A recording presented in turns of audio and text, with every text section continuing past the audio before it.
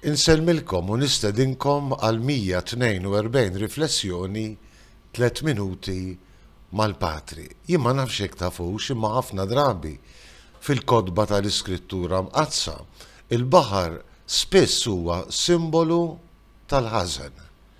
Isu bħal donnu xi forza qawwija illi tipprova tfixkel lil bniedem fil-ħajja tiegħu ta' kuljum.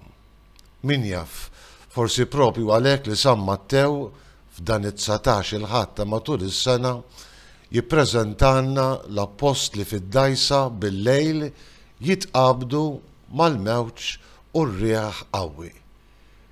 Qishom isiru simbolu tal-bniedem illi jitqabad mad-diffikultajiet tal-ħajja u forsi anki mal-misteru tal-ħażen fil-ħajja tiegħu. Hija l-preżenza ta' Ġesu illi jimxi fuq il-baħar illi tagħti dawl ġdid u tikkalma din is-sitwazzjoni imwera. Ħasbuh xi fantażma, imma dlonk nisimgħu dik il-kelma ta' kuraġġ li jagħti l-mulej Ġesu għamlu l-qalb. Jiena hu la tibżawx.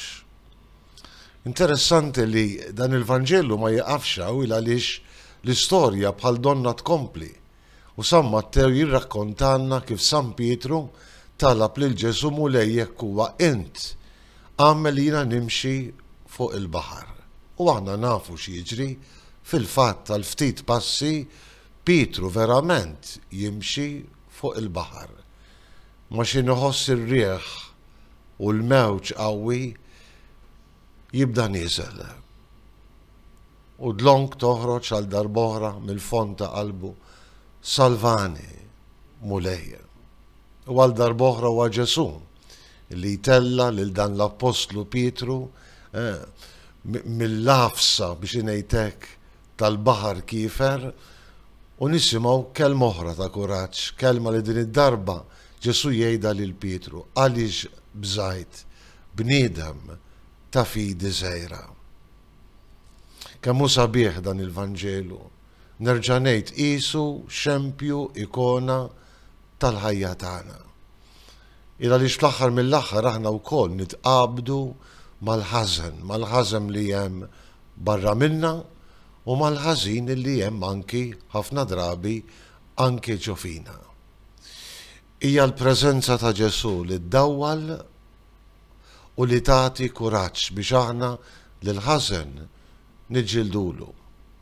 Imma mhux waħedna bħal Pietru il għaliex nirriskjaw illi nħerqu.